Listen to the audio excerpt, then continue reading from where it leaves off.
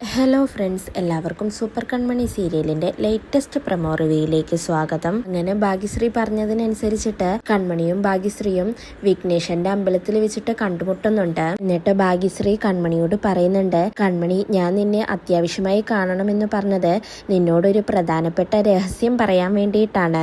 നിന്റെ ക്രിഷ് സാറിന്റെ അച്ഛനും അമ്മയുമായ സാഗറിനും സുജാതയ്ക്കും ആദ്യമായിട്ടൊരു മകനുണ്ടായിട്ട് ആ കുട്ടി മരിച്ചില്ലേ? ആ കുട്ടി മരിച്ചിട്ടില്ല കൺമണി, ഇപ്പോഴും ജീവിച്ചിരിപ്പുണ്ട് എന്ന് പറയുമ്പോൾ കൺമണിക്ക് ഒട്ടും തന്നെ വിശ്വാസമാവുന്നില്ല.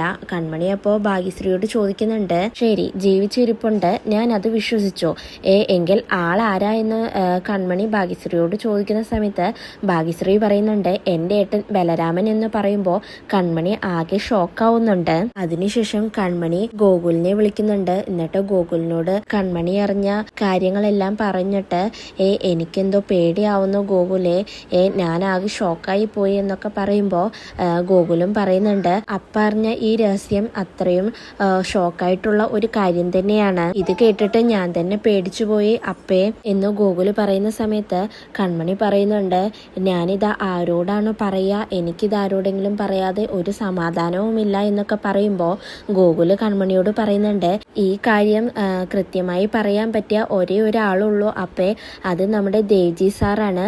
സോറി, ദേവ്ജി സാറല്ല, ദേവ്ജി അപ്പൂപ്പൻ. ആ അപ്പൂപ്പനോട് അപ്പ കാര്യങ്ങളെല്ലാം തുറന്നു പറയേ എന്ന് ഗോകുല് പറയാണ്.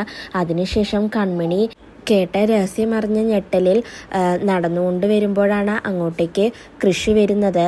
കൺമണിക്കാണെങ്കിൽ നടന്നുകൊണ്ടിരിക്കുമ്പോൾ പെട്ടെന്ന് ബോധം പോകുന്നുണ്ട്. അപ്പോഴേക്കും കൃഷി വന്നിട്ട് കൺമണിയെ പിടിച്ചിട്ട് കൺമണി കൺമണി എന്ന് വിളിക്കുന്നുണ്ട്. കൺമണിക്കാണെങ്കിൽ അപ്പോൾ പകുതി അബോധാവസ്ഥയിലാണ്. കൃഷി വേഗം തന്നെ കൺമണിയെ വണ്ടിയിലേക്ക് കയറ്റുന്നുണ്ട്. എന്നിട്ട് കൺമണിയെ കൊണ്ടുപോവുകയാണ്.